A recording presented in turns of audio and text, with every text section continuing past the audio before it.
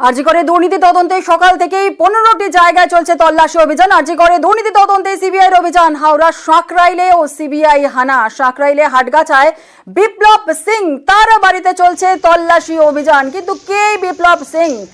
আমরা আপডেট নেব। আমাদের সঙ্গে রয়েছেন আমাদের প্রতিনিধি দেবাশিস চক্রবর্তী। দেবাশিস, কে বিপ্লব সিং? বিপ্লব সিং ইতিমধ্যেই সিবিআই যে র্যাডারে রয়েছে বিপ্লব সিং, সে হচ্ছে সন্দীপ ঘনিষ্ঠ, বলা যেতে পারে অতি ঘনিষ্ঠ। কারণ সন্দীপ ঘোষের হয়ে যাবতীয় কাজকর্ম, কমিশন থেকে বিভিন্ন সংস্থার থেকে কমিশন তোলা থেকে শুরু করে আর্থিক লেনদেন, সন্দীপ ঘোষের হয়ে বিভিন্ন পার্টি অ্যারেঞ্জ করা, গোটা কাজটাই করতে হচ্ছে এই বিপ্লব। এই বিপ্লব এক সময় আন্দুলের সাঁকরাইলের বাসিন্দা এই বিপ্লব ছিল একজন চিত্রকার, ছবি আঁকতেন, বাচ্চাদের ছবি আঁকা শেখাতেন। সেই করে কলকাতার একটি দোকানে তিনি চাকরি করতেন। সেখান থেকেই তার এক বন্ধু সুমন হাজরা, যিনি কিনা এই মেডিকেল শপের সঙ্গে যুক্ত, যার সঙ্গে যোগাযোগ ছিল সন্দীপ ঘোষের, তার সঙ্গে বিপ্লবের যোগাযোগ করে দেওয়া হয়। তারপর থেকেই সেই বিপ্লব, সুমন হাজরা এবং বিপ্লব দুজন মিলেই এই আরজি করের মেন ভেন্ডার হয়ে ওঠে, বা সাপ্লায়ার, মেডিকেল ইনস্ট্রুমেন্ট সাপ্লায়ার হিসেবে তাদের পরিচয়, তাদের ঘনিষ্ঠতা হবে এই সন্দীপ ঘোষের সঙ্গে। এই তখন থেকেই তার বারবারন্ত ইতিমধ্যে রাজপ্রাসাদের মতন বাড়ি সাঁকরাইলের বাণীপুরে, যেখানে বিপ্লব সিং এর বাড়িতে ইতিমধ্যেই তল্লাশি চলছে। বিপ্লব সিং এর বিরুদ্ধে অভিযোগ যে এই সরকারি হাসপাতালে যে ওষুধ আসতো, সেই ওষুধগুলিকে বাইরে নিয়ে এসে তার মোড়ক চেঞ্জ করে অন্যত্র, অর্থাৎ বাইরের দোকান থেকে শুরু করে বিভিন্ন বেসরকারি হাসপাতাল, সেখানে সাপ্লাই করা হতো। এবং যার মূল কাণ্ডারি ছিলেন হচ্ছে এই সন্দীপ ঘোষ। সন্দীপ ঘোষের এই যে দুর্নীতিতে নাম জড়ানো এবং গোটা দুর্নীতি যে করেছে আরজি করে, তার সঙ্গে ওতপ্রোতভাবে জড়িত এই বিপ্লব সিং। ইতিমধ্যেই হাওড়ার তার বাড়িতে সিবিআই এর 7 জনের সদস্য, তারা ইতিমধ্যেই তার বাড়িতে রেড করছে। বিপ্লব সিংকে জিজ্ঞাসাবাদের পাশাপাশি বিভিন্ন এলাকায় কিন্তু তল্লাশি কার্য শুরু করেছে সিবিআই দল। বেশ বেশ, একেবারেই ধন্যবাদ দেবাশিস। আর যেমনটা দেবাশিস বলছিল, বিপ্লব সিং এর বাড়িতে যেমন সিবিআই তল্লাশি অভিযান চলছে, এই বিপ্লব সিং আরজি করে মেডিসিন সাপ্লাই করতো, আর সেই আরজি করে সকাল থেকেই চলছে সিবিআই তল্লাশি অভিযান। আরজি করে হাসপাতালে সিবিআই সব সকালে পৌঁছে যায়। হাসপাতালে সুপারের ঘরে তদন্তকারী অফিসাররা, বর্তমান অধ্যক্ষ মানস বন্দ্যোপাধ্যায়, তার সঙ্গেও কথা বলছেন তদন্তকারীরা, কথা বলেছেন বর্তমান সুপার সপ্তর্ষি চট্টোপাধ্যায়ের সঙ্গে। হাসপাতালে স্টোর বিল্ডিং, সেখানেও তল্লাশি তদন্তকারীদের। এখনো পর্যন্ত কি আপডেট পাওয়া যাচ্ছে? স্টোর বিল্ডিং এ তল্লাশি করছেন তদন্তকারীরা, কি কি নথি উদ্ধার হলো, কি জানা যাচ্ছে? আপডেট দেবো। আমাদের সঙ্গে রয়েছেন আমাদের প্রতিনিধি সান্নিক, আমাদের সঙ্গে রয়েছে। সরাসরি চলে যাবো সান্নিকের কাছে। সান্নিক, কি আপডেট পাওয়া যাচ্ছে?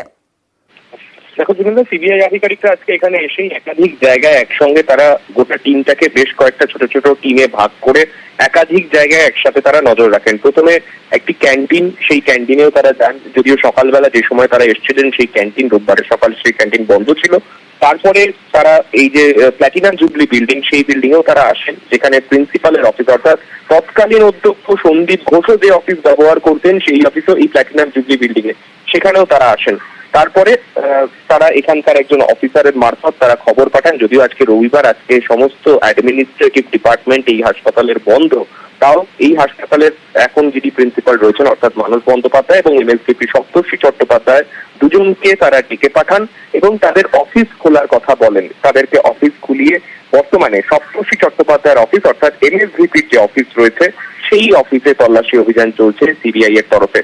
যে সময় সন্দীপ ঘোষ তিনি এখানে অধ্যক্ষের পদে ছিলেন, সেই সময় ডক্টর সঞ্জয় বশিষ্ঠ তিনি দায়িত্বে ছিলেন এই হাসপাতালের এমএসভিপি হিসেবে।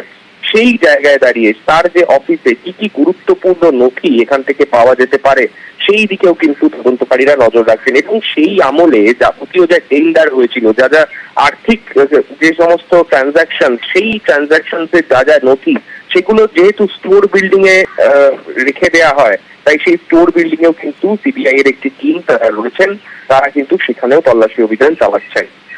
বেশ, একেবারেই নজর রাখো পরিস্থিতির দিকে। আপাতত ধন্যবাদ সান্নিক, কথা বলছেন আমাদের প্রতিনিধি সান্নিক ঘোষের সঙ্গে। আরজি করে সিবিআই সকালেই 7:15 ক্যান্টিনে সিবিআই আধিকারিকরা পৌঁছান, তারপর প্ল্যাটিনাম জুবিলি বিল্ডিং সকাল 7:35, আর তারপর স্টোর বিল্ডিং সকাল 8:15 সিবিআইয়ের টিম তারা পৌঁছন সেখানে, এবং তারপর এমএসভিপির অফিস সকাল 9:15। হাসপাতালে সুপারের ঘরে সিবিআইয়ের টিম। আর আরজি করে প্রাক্তন অধ্যক্ষ যার বিরুদ্ধে একাধিক অভিযোগ, ভুরি ভুরি অভিযোগ রয়েছে এই সন্দীপ ঘোষের বিরুদ্ধে। সন্দীপ ঘোষের বেলেঘাটার বাড়িতে সকালেই সিবিআই এর তল্লাশি অভিযান চলছে। একাধিক অভিযোগের পাহাড়, টাকা নয় ছয়ের অভিযোগ, মেডিকেল বজ্র পাচার, পাশ করাতেও তিনি টাকা নিতেন এমনটা অভিযোগ। শুধু তাই নয়, টেন্ডারে কাটমানি, টেন্ডারে স্বজন পোষণের অভিযোগ রয়েছে এই সন্দীপ ঘোষের বিরুদ্ধে।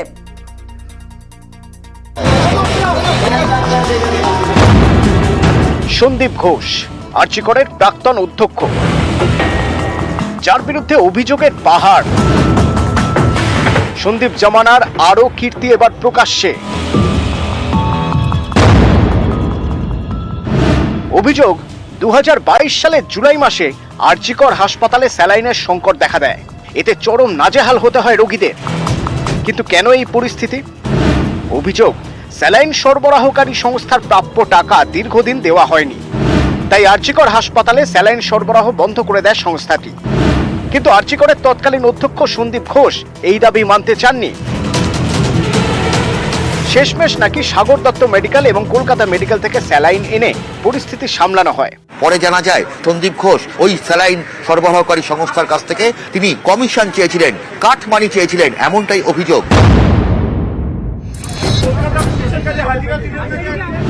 অভিযোগ, 2023-এর জানুয়ারিতে আরজি কর হাসপাতালের মর্গ থেকে 4টি দেহ লোপাট হয়ে যায়। অভিযোগ, পরিবারকে না জানিয়েই উত্তর পূর্ব ভারতের একটি মেডিকেল কলেজে দেহগুলি ভাড়া দেওয়া হয় ফরেনসিক মেডিসিনের ওয়ার্কশপের জন্য। এজন্য মৃতদেহের রেজিস্টার পর্যন্ত লোপাট করা হয় বলে অভিযোগ। এই অভিযোগ খোদ আরজি করের তৎকালীন ফরেনসিক মেডিসিন বিভাগের প্রধানের। এ নিয়ে জল গড়ায় জাতীয় মানবাধিকার কমিশন পর্যন্ত।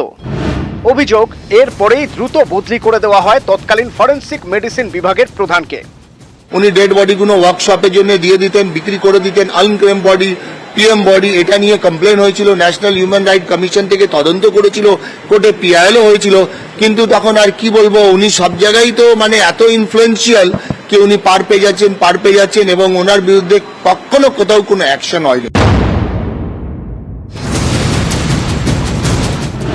অভিযোগ, সন্দীপ ঘোষের জমানায় আরজি কর হাসপাতালে 30টি সিসি ক্যামেরা লাগানোর জন্য 14 লক্ষ টাকা দেখানো হয়, কিন্তু বাস্তবে এত সিসি ক্যামেরা লাগানোই হয়নি। অভিযোগ, বেশ কয়েকজন জুনিয়র ডাক্তার ইন্টার্নদের কাজে লাগিয়ে নানা কীর্তি করেছেন সন্দীপ ঘোষ। এর বদলে জুনিয়র ডাক্তার ইন্টার্নদের ফুর্তির ব্যবস্থা করে দিতেন সন্দীপ। আরজি করের গেস্ট হাউসেই নাকি নিয়মিত বসত মদের আসর, কলেজ ফেস্টেও থাকতো দেদার ফুর্তির আয়োজন। ক্যামেরায় সুমন বসুর সঙ্গে অভিজিৎ চন্দ্র, নিউজ 18 বাংলা। আরজি করে প্রাক্তন অধ্যক্ষ যার বিরুদ্ধে একাধিক অভিযোগের পাহাড়, সেই সন্দীপ ঘোষের বেলেঘাটার বাড়িতে সাত সকালে সিবিআইয়ের হানা। একই সঙ্গে কেষ্টপুরে দেবাশিস সোম, তার বাড়িতেও সিবিআইয়ের তল্লাশি অভিযান চলছে। যেমনটা আপনাদের বলছিলাম, আরজি করে দুর্নীতি তদন্ত সকাল থেকেই বিভিন্ন জায়গায় সিবিআইয়ের হানা চলছে। মোট 15টি জায়গায় সিবিআইয়ের তল্লাশি অভিযান, সিবিআইয়ের হানা। সন্দীপ ঘোষের বাড়িতে, বেলেঘাটার বাড়িতে সিবিআইয়ের তল্লাশি অভিযান। তারপর আরজি করে প্রাক্তন সুপারের বাড়িতে সিবিআই, এন্টালিতে সঞ্জয় বশিষ্ঠের বাড়িতেও সিবিআই এর তল্লাশি অভিযান। অনেকটা সময় অতিক্রান্ত হয়ে গেছে। সিবিআই সমস্ত নথি খোঁজার চেষ্টা করছে, জিজ্ঞাসাবাদ প্রক্রিয়া চলছে। কেষ্টপুরে দেবাশিস সোম, ডক্টর দেবাশিস সোমের বাড়িতেও সিবিআই তল্লাশি অভিযান। ফরেনসিক মেডিসিনের অধ্যাপক দেবাশিস সোম, তার বাড়িতেও, কেষ্টপুরে তার বাড়িতেও সিবিআই তল্লাশি অভিযান চলছে। আরজি কর হাসপাতালে সিবিআই এর একাধিক টিম, তারাও পৌঁছেছে। একই সঙ্গে 3 জায়গায় ছবি দেখছেন, বেলেঘাটা, কেষ্টপুর এবং এন্টালি।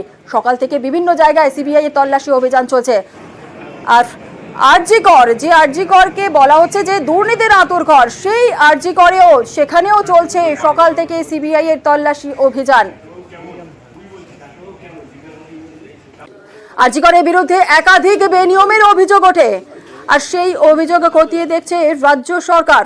সিট গঠন করে রাজ্য সরকার, আর সিট গঠন করার পর তদন্ত প্রক্রিয়া চলতেই কিন্তু সেই সিট সিবিআই এর হাতে তুলে দেওয়া হয়। আর সেই তদন্ত তুলে দেয় সিবিআই এর হাতে আদালত। আর সেই প্রেক্ষিতেই সিবিআই আজ সকাল থেকে, গতকালই প্রসঙ্গত আপনাদের জানি রাখি, গতকালই এফআইআর রুজু করা হয়। আর তার প্রেক্ষিতেই আজ সকাল থেকেই বিভিন্ন জায়গায় তৎপর সিবিআইয়ের আধিকারিকরা। তারা বিভিন্ন জায়গায়, শহরের বিভিন্ন জায়গায়, মোট 15টি জায়গায় চলছে তল্লাশি অভিযান। হাওড়াতেও সিবিআই তল্লাশি অভিযান চলছে। সন্দীপ ঘোষের বাড়িতে সাত সকালে সিবিআইয়ের বিশেষ টিম তারা পৌঁছে যায়। সেখানে 1 ঘন্টা সন্দীপ ঘোষের জন্য অপেক্ষা করতে হয়। বিভিন্নভাবে সন্দীপ ঘোষের সঙ্গে তারা যোগাযোগ করার চেষ্টা করেন। বাড়ির কলিং বেল তারা টিপে তারা চেষ্টা করেন সন্দীপ ঘোষের সঙ্গে যোগাযোগ করার জন্য, ফোনে যোগাযোগ করার চেষ্টা করেন, কিন্তু কোনোভাবেই তারা সদুত্তর পাননি। অবশেষে 1 ঘন্টা পর সন্দীপ ঘোষ বাড়ি থেকে বেরিয়ে আসেন এবং তারপরেই সিবিআই আধিকারিকরা সন্দীপ ঘোষের বাড়িতে পৌঁছন এবং এই মুহূর্তে সন্দীপ ঘোষের বাড়িতে বিভিন্ন নথি সংগ্রহের চেষ্টা করছে। জিজ্ঞাসাবাদ প্রক্রিয়া চলছে। সন্দীপ ঘোষের পরিবারের যারা সদস্যরা রয়েছেন তাদেরও ব্যাংক ডিটেলস নথি চেষ্টা করছেন খোঁজার জন্য। এবং সন্দীপ ঘোষের বাড়িতে যেমন তল্লাশি অভিযান চলছে, পাশাপাশি কেষ্টপুরেতেও দেবাশিস সোমের বাড়িতেও সিবিআই তল্লাশি অভিযান চলছে। তিনি ফরেন্সিক মেডিসিনের অধ্যাপক দেবাশিস সোম, তার বাড়িতেও চলছে সিবিআই তল্লাশি অভিযান।